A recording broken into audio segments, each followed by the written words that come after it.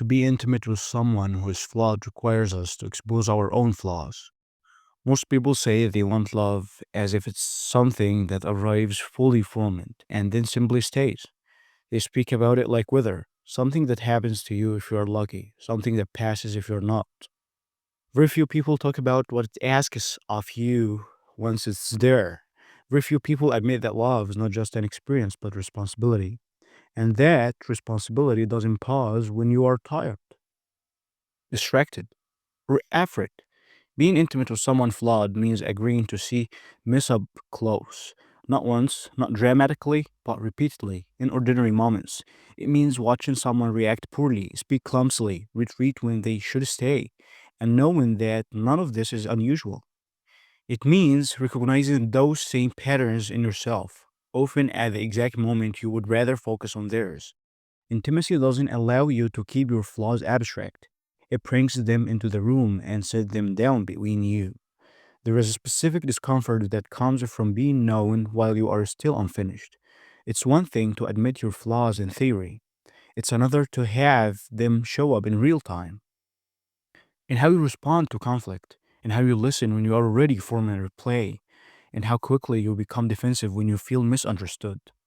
Being with someone doesn't just reveal who they are, it reveals how you behave when the conditions are no longer ideal. This is a part people rarely romanticize. Love requires attention when your instinct is to withdraw. It requires patience when comes faster. It requires you to stay engaged when silence would be easier. None of this looks impressive from the outside. None of it makes a good story. It's slow, repetitive, often unglamorous work. It asks you to show up even when there is no immediate reward. We didn't talk about how exhausting that can be. We talk about love as if the difficulty lies in finding it, as if the real tragedy is missed connections and bad timing and people who almost work it out. But sustaining intimacy is far more demanding than discovering it. It requires a level of honesty that doesn't stop once the initial closeness is established. It requires you to keep noticing yourself, to keep asking hard questions about why you react the way you do, to keep choosing awareness over autopilot. Being close to someone means you cannot outsource your inner work. Your patterns don't disappear because you are loved, they become louder. Your avoidance, your need to control, your habit of shutting down when emotions rise.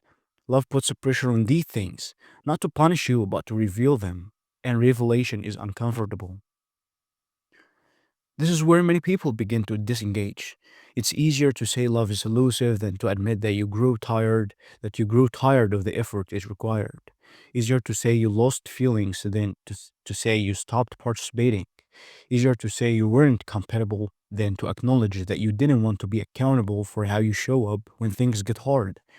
These narratives protect us from having to look too closely at ourselves.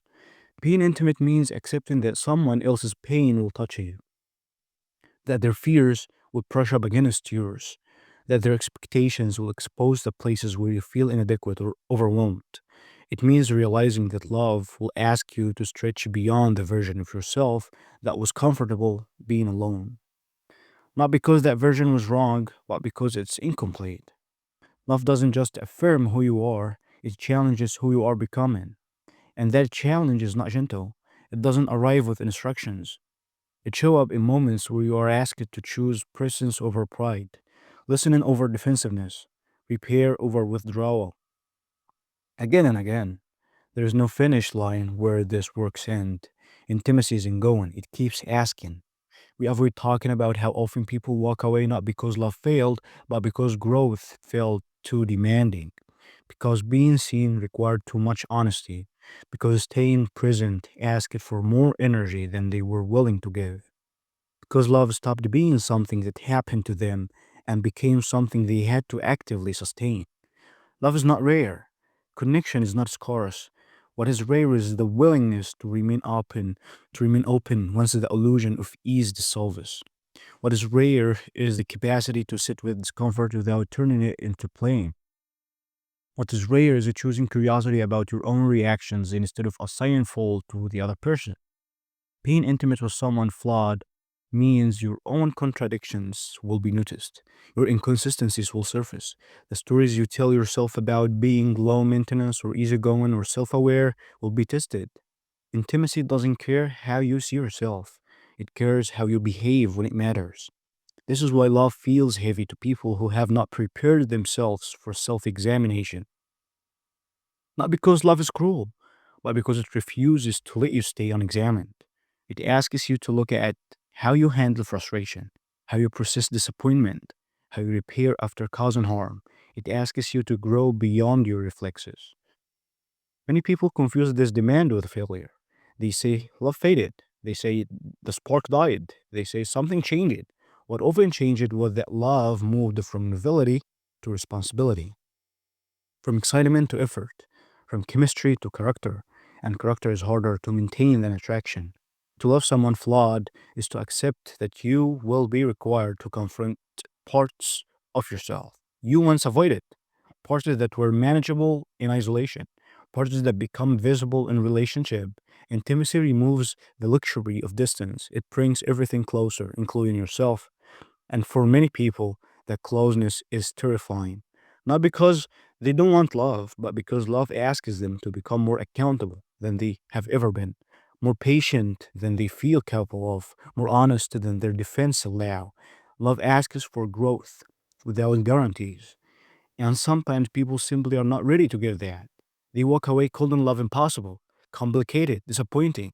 But what they are really walking away from is the work it demanded, the work of looking inward, the work of staying present, the work of becoming someone who can hold another person's flaws without abandoning their own responsibility.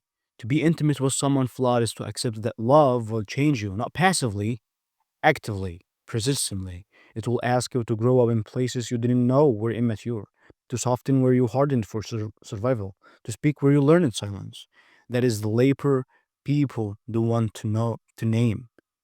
And until we do, love will continue to be blamed for what we refuse to do for ourselves.